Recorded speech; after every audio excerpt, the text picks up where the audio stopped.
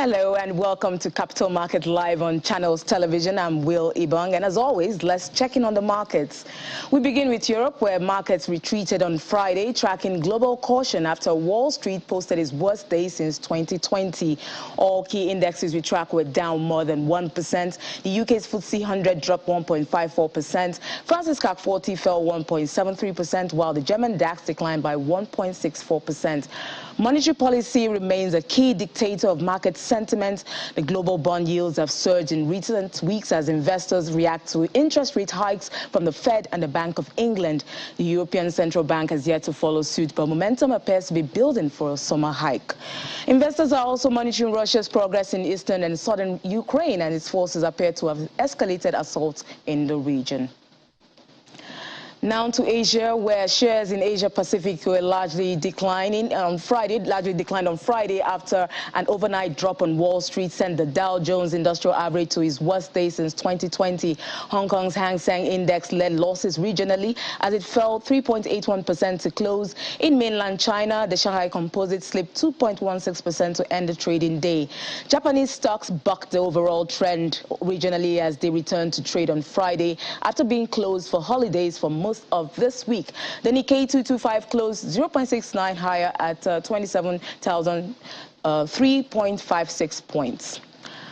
Now, stocks lost ground in the U.S. Choppy trading was seen on Friday as investors struggled to find a floor after a dramatic week that saw the Dow Jones Industrial Average post both its best and worst days since 2020. The S&P 500 shed 0.57% to close, while the Nasdaq Composite fell 1.4% and the Dow shed 0.3%.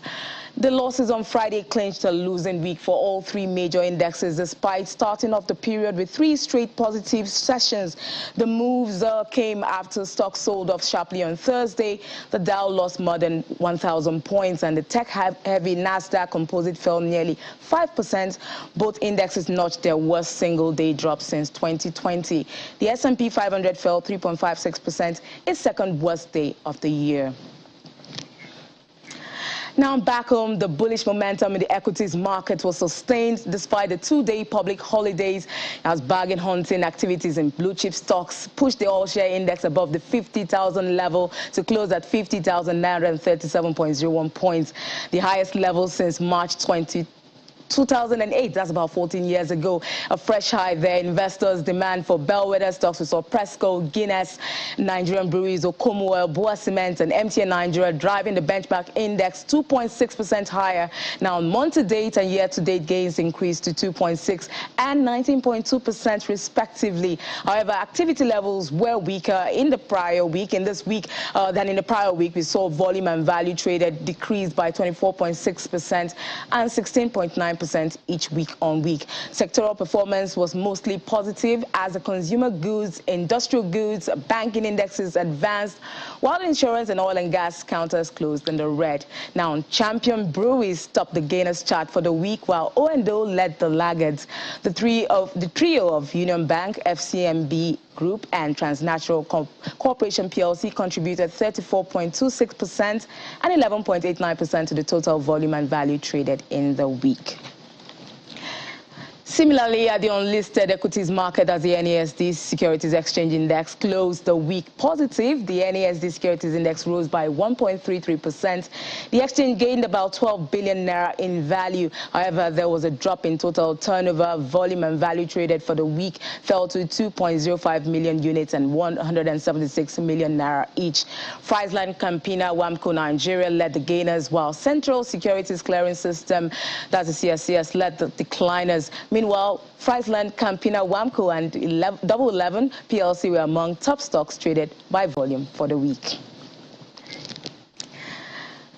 Now joining me to review markets, the activities, the equities, and the boom we've seen is Mr. Ambrose Omodion, Chief Research Officer at Invest Data Consulting Limited. Good to speak to you, Ambrose. Yeah, thanks for having me. Now, Ambrose, the equities market has done it again. We've seen it crossing milestones. Last week we saw, it leaped to the 49,000 level, 50,000 level. Now we're nearly at the 51,000 level, and we're at the 27,000 level. I mean, mark, the trillionaire mark right now. This is phenomenal for the equities market. And I saw someone saying that the caption that said that the equities market is in a world of its own. It's like it's trading. We're seeing global markets, trading, downwards. The equities market in Nigeria is going upwards. So what's really happening? What's going on there? Actually, if you look at our market right from session, yes, we have a foreign influence, but our market has a way of taking its own pace at its own time.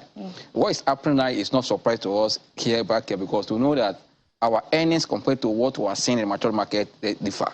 Yes, we see that the big names in US, their earnings, their tech companies are posting decline numbers. While here we are seeing a positive numbers. And that tells you that investors here are becoming more savvy and more intelligent to know that this is a time for them to position in good stock. And so don't forget that also we have about new stock that were listed on the exchange that also supported our index. And also when the market crashed in 2008 today, there are some companies in Nigeria that have been consistent in dividend payment that also supported their price to recover fully. Now we are seeing those performance imparting on those companies. That's why we are seeing that our index is just keep on moving up. Even after yesterday, almost tested 51 before it came down. But I believe that by next week, as we're having a full trading, we just had about 3 trading days for this Rwanda review. Next week, because companies are not doing, a lot of companies or traders are looking at digesting the numbers that came to the market to know where they should position. And don't forget that where you have the PFAs, seeing what is happening in the physical market. Yes, they are looking at opportunity to hedge against inflation in equity. And also, even when the foreign market has increased their interest rate, because we don't have those foreign investors participating much in our market, it has not affected our market. That is why I always campaign that SEC or other regulators should do more to invite more Nigerians into the market. Let's deepen the market with more participants. Because if you had to before, where you have hiked your interest rate in international market, our markets have been bleeding as we speak now. But because we have more local players in the market become a bit stable, and that will give confidence to investors that they can plan with our local market because of their future. But before, when you see them going, our market will bleeding, it tells you that now we are getting it right gradually. I believe that SEC also look inward and say that, oh, this is time to take education to the public. Let them come more to the market. We have more Nigerians, a population of almost 200 million, less than 10 million in the market. That means, for me, it's not encouraging. We can bring more. That means our market will become more robust for everybody to play, because we are seeing that the market already creating wealth for the signing investor. Okay, so talking about that, we're seeing year-to-date gain at 19%. I think this is really high. And last month, in April, we had almost 5.7% high for month-to-date return. That's the highest we've even seen, like, for this year. And now we are at 2.6 already. How do you see this trajectory, this trend going? Do you see it going higher, or do you see it being sustained? Because we take it into consideration, the elections coming. Are there not going to be like election jitters going to make investors pull back their resources and their investments and probably just take, caution as to where they put their money or keep their money? Yeah, your question is very right. But let's look at it this way. In December, market was supposed to be up, market was down. We didn't see anything like a spectacular rally in December 2021. But in November, we saw the market was up. But in January, the market recovered fully what a loss in December. That was sustained in February. But in March, there was a little pullback, profit taking.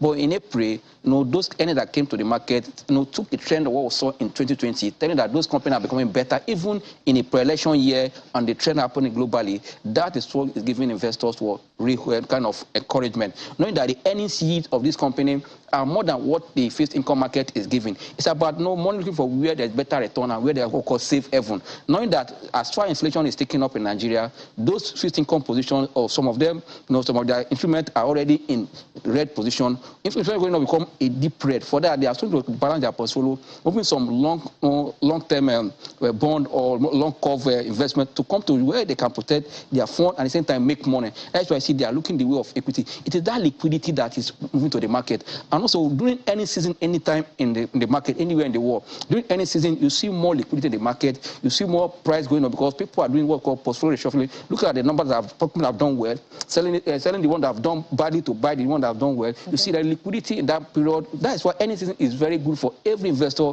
to look at, because at that time there's what called portfolio reshuffling. Funds are coming, demand for stock are there. That is why you see that of liquidity. And don't forget that these PFAs or the institutional investor, they have the capital or the fund to play the market. And when they are buying, you must feed their impact. I tell you that what we are seeing is just, for me, is just a little, because they don't just rush into the market when others are rushing the market. They have to take time to do diligence on the numbers they are seeing before they start buying. What we are seeing is just retail investors trying to take position. But once all these PFAs or international investors sit down, do the diligence, digest the numbers, when they are coming back, you see they target those companies that has good fundamental and position that will put the price further up. That's why I said life of Airtel, they have not reached the result. Airtel by 11th of May, results will become hitting the market. Once they come and the number is positive again, expect it to be positive because we know what is happening globally in the world, that digital economy is what we are going to. And demand for data and all is high. That means Airtel will also bring a good result. That also drag the market up because Airtel is one of the stocks that push the index. And when it move further to either 1,400, 1,500, market will move in that direction. For that, expect that this market will even cross the 51,000 mark. Because I see that the next resistance level or key levels are around the 51,200. One market break it out again, another journey of uptrend will continue. Oh, that's great. Now, talking about telecom sector, we've seen in the news about the, proposed hike or, from the telecom companies. And then we saw a spike in MTN Nigeria, the stocks of MTN Nigeria. Are people positioning ahead of this? Are investors looking to profit from this? Actually, if you look at the operation of telecom, you and I, even when they increase to either 40% tariff, you wouldn't know, I don't know. Because even today, you recharge your card, once you are calling, once it's off, it's off. We don't know whether you are spending the whole thing. That means they are the one control. Now, if they want to increase, that will be more revenue for them. And don't forget that anything to do with hello, call, you are really communicating. And people want to do that regularly. They don't want to travel from here to Abuja for just to make a call. You want to make a call. You want to be on the internet. Even though some people are watching us on their data, that means there is a market for those sector already. For me, it's a good sector that anyone that has GSM or has any line, if you have MTN stock or Airtel stock and you are calling, you are doing yourself, you are doing yourself favor. You must, invest in it because as you are consuming, so that at the end of the day you can get yourself back in terms of dividend or return on investment because it has come to stay. As far as it has come to stay, communication is very important. And for me, that is why people are already looking at it. But as we speak now, if you look at the volume that came to MTN 2 days ago, it tells you that it is not retail investor that is buying. Don't forget that in their last offer for sale, the institutional investor were giving just 70% of their, of their allotment. They were not giving full. Now, I see opportunity that the company have posted impressive Q1 number. They paid good dividend for 2021. And their second quarter is already in May. By around July, we've seen the second quarter. They only take position ahead of the second quarter number. That's why I've seen those institutional investors are the one buying. And when they do more dividend on the number, you see they also do the same thing for Airtel. That means the market for me, it is this key stock that are controlling 70% of the index are the one driving the market. But the good thing is that when they are going up, they're going to drag other low cap or medium cap up because it's an uptrend. The improved market will not remain where it is. As it's going up, other stock will follow that move. That is why once the market is coming down too, they're going to drag others down. That means for investors in the market, just know that you're in the market to make money, but don't be greedy. Just have your plan that your entry strategy and your exit strategy. Have a stop loss that, okay, if I meet this target, I will exit my position. Don't be carried with the market direction. Market is galloping up because when market is galloping like this, I think I can still come back. That means don't say because market is going on, let me just relax and be rolling my chair. Fall into a bear trap or something. Yeah, that is why you need to take profit as I went to. But also there's a strategy that you want to take profit in some stock that have good fundamental slowly. We'll depending talk about that. Yeah, we'll have more on that conversation. But still talking about the Q1 earnings, MTN, I want to talk about their share price. The MTN stock price, when they offered that public offer was at 169, and now they're trading at 270. How much is that stock price right now? 227.40. For me, people that bought the offer, they have made money in less than 6 months, and that is investment for you. So Okomu Oil is also one of the stocks that have actually appreciated in stock value. Look at from 149 or 147 to about 160 something. 170. Now 170 at the moment. Yeah. So what is it because of people the global drive for commodities now, investment in commodities that is driving in Okomu and Presco right now? Investors are like they're the toast of investors at the moment. Post-COVID shift, companies in Nigeria have performed well. I will tell you, we are seeing good numbers emerging from our companies listed on the exchange, which is good. And also, don't forget that with this issue of Russia and Ukraine, most countries that are into palm oil business, they are not exporting their palm oil again. They're trying to feed themselves first. Looking what? Like Indonesia, like Malaysia. Malaysia said, okay, let's take care of our people first. Indonesia, let's take care. But also in Malaysia, they're having some drop in terms of production. Then, for me, in Nigeria, Okomu and the press school in Nigeria are taking advantage of that to export. And when they export it, they are also FS in the process. And also, the Nigerian market is not enough to take what they have already, because even Nigeria knows for them to be. But if they are not exporting, that is why you can see a geometrical increase in their performance, because they are earning for it. At the same time, there is market for their product. You remember when there was a lockdown, or when there was a border closure. One of the MD of these two said they have order for the next 3 years that they need to meet, that even what they have come with order. That means they have market already. And don't forget also that price of those products has also moved up. As at 2021, price of palm oil is about either 15 or 12,000. As we speak now, around 27, 25. So that increase in price also is a plus for them, because as you're increasing price of your product and your consumers are still purchasing, you are making more money already. What, in your opinion, what are these numbers investors should be and traders should look out for in the markets? When it comes to number, I tell you that number don't lie. Let's take that number of the way it's going. When I read number today, come and read number the next day. That means number is what is happening. When it comes to number in equity investment, we have three categories of number when we invest in. One is number emanating from the listed company, the quoted company. That number that coming from them. One is one generated by demand and supply. That one comes from the market itself. That is the NGS. Then what we call derived number is one that when you combine the one that comes from the company and the one NGS, that will have derived number. The one that comes from the company, what we call the earnings. We talk about it, the top, say the sales, the revenue, talk about the EPS, talk about the profit after tax, all is from the company. And that is what we call numbers emanating from what quoted companies. The one that comes from the exchange itself is the demand and supply, is the D, the price and the volume. Because for technicians, price and volume is what we look at. But for fundamentalists, they look at what? The earnings. Then for you to get derived number, we have a P ratio. The P ratio, you are taking the earnings from the companies and matching it to get to the price. That will now get a P ratio that tells you how long it takes for you to recoup your investment. You now have price to book. All those ones are what called derived number. But for an investor to make use of these numbers, you need to know, is the company numbers consistent? Is it trending up or declining? What is the quality of this number? Is it a number that expenses or cost has depressed the number, the end at the end of the day? You need to look at the track to find out. Okay, when does it hit the market? Are they regular in releasing their number? Okay, when is it trending up or trending down? Another thing you want to look at, in the group or industry where it is, are they a leader or a lagger in the industry? That also help you as an investor.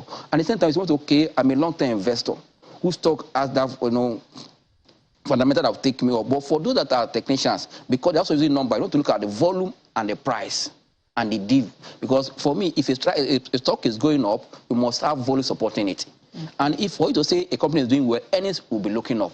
And you as a trader or investor, you need to combine the earnings, the volume, and the price to make investment decision. That's why I say when price is trending up, volume is going up, and earnings is going up, that means that company is a tool for you to put your money. Because either it's a small cap or a large cap, as far as growing its earnings, if there's volume, people are demanding, that volume is that people are buying it. That volume comes from people in the market, traders in the market. If the volume is going up, price is going up, and earnings is going up, that is a better stock to be. Then if you want to bring other strategies, look at what is the sentiment in that stock.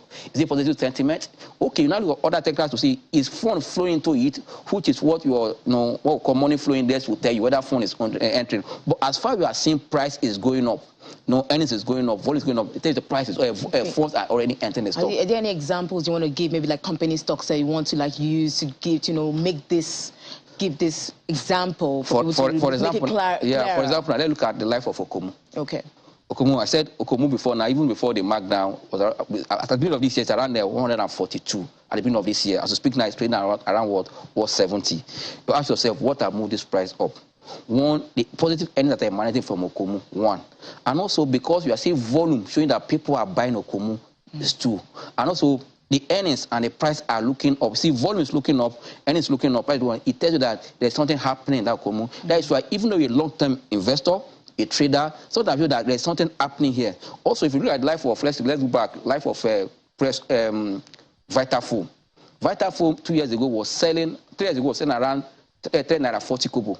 This stock is selling for 24 naira as we speak now. In 3 years ago, that is that what I moved this way is not magic. It's because the earnings of Vitafoam consistently was improving, and people were taking position also as improving. There was two things that are very important. Price was going up, volume was going up, and earnings was going up. If these three things are complete in the stock, we are good to go. Okay. And I don't do it because my friend is investing there. No, the name of the company does not matter. What matters is that what is the scorecard? Because if you want to see whether a company is doing well, it is not whether it's being managed by a white man or a black man. The scorecard is the earnings of the company. That how have they fared? If they know they are creating more product, at the end of the day, it will come to see the earnings. That is the scorecard, to see whether this company have fared well for that quarter or for the year. Once they are doing well for the quarter or for the year, it's a signal that this is where you put your money. Don't just follow bandwagon because my friend worked there or because somebody said, but no, you must look at this thing you're going to look at is these numbers we are saying is what you should put your eyes on. Okay, so what about Dangote Cement? Dangote Cement also pushed the market this week. Do you want to talk about that? And Dangote for me was, you know, how was their earnings? Dangote for me is a leader on its own. That's why I mentioned leader or lager. In the industry where it's a leader, and the earnings are also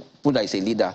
And that is the second company that is doing what we call share buyback. It's practiced all over the world as a way of improving your shares.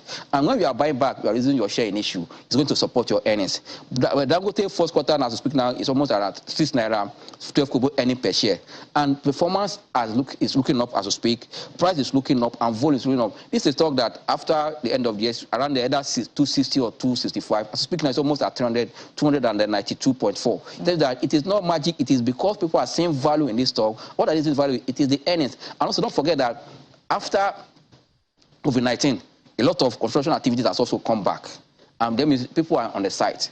And government also want to make sure that we have good infrastructure to drive the economy. That means there will be demand for all those cement-related businesses. That is why you see the life of Boa Cement, Lafarge, and Dangote Cement. Their performance is on an uptrend because the industry also is being favored because activities is going on. Most state government are constructing road, and also being pre-election year. Let me tell you one thing: being pre-election year, every either governor or whoever want to make sure that as far they have project they are doing, they want to create that project before the next campaign starts. Okay, and for that, there will be demand for all those products that this project is complete. For that, they will say for this market. And don't forget also, I told you that when you're able to push your price to the consumers, you make money. This sector have successfully increased price of cement. Cement before is around either 2,000 naira, before it's almost at 5,000 naira. That's almost 100% increase. That is going to reflect on the top line of this company, also impact their bottom line. As far as the earnings is going up, price is going up, it tells you that is the place to be. Okay, so you talked about construction, and Julius Berger is one of the big constructors we have, and we saw the phenomenal growth in their revenue. 2021 they had a 52.32% jump. So how do you explain that? And are investors, should they position in that stock? No, just like what we just said now, any investor that is listening to us, you know that what does they have to invest? It's just hard to do investment. Look at a company that consistently improved their earnings. Continually, their price is going up and volume is going up, and there's positive sentiment for that sector. As I speak now, I mentioned Dangote Cement, WAPCO, and then coming to Julius Berger. You see, this is the most popular or strong construction company in Nigeria. Both the private sector are patronizing them, government and all. For me, it's a company that one should put their eyes. As I think I started yesterday, President was promising that they want to reduce the housing gap in Nigeria. Is it by just closing? There's a company that want to do that housing. That is why what is also happening in Ukraine and in Russia. I'm telling you, other countries that are going to benefit already sitting working, because after the whole thing, they're going to rebuild that country. It's going to be activities for construction company and all those places there. For me, as far as we're having infrastructure gap in Nigeria, the life of Julius Berger, Dangote, Boa, and Lafarge are a place you should look at, because there will be activity, there will be demand for their product. For me, that is where investors should look at. Okay, so very quickly, in very, very quick words, what's the difference between the earnings season and the normal trading season for investors that want to, put their money, that trade with numbers and put their money right? You are very correct. Earnings season comes, 4 times in a year. At the end of every third quarter. That is why if you send your child to school at the end of the third time, you also bring a report card for you. All these companies at the end of 3 months, they tell the shareholder, this is how we have performed, this is what we have done, how we have used your resources you have given to us to manage, to lose what to achieve. That is why, as investor, whether it is normal market, you can see price going up and down. Fine. But when it's any season, liquidity will come out. demand will come out because people want to look at what I've invested, how has the company performed. And when they are talking out good numbers, people have to react to that. That's what will happen. Any season comes at the end of every, like company that has December as year end. The first quarter will end in March. Then they release their first quarter in April. That means for first quarter earnings for that means April will be the earnings season. And most companies on the exchange has December as year end.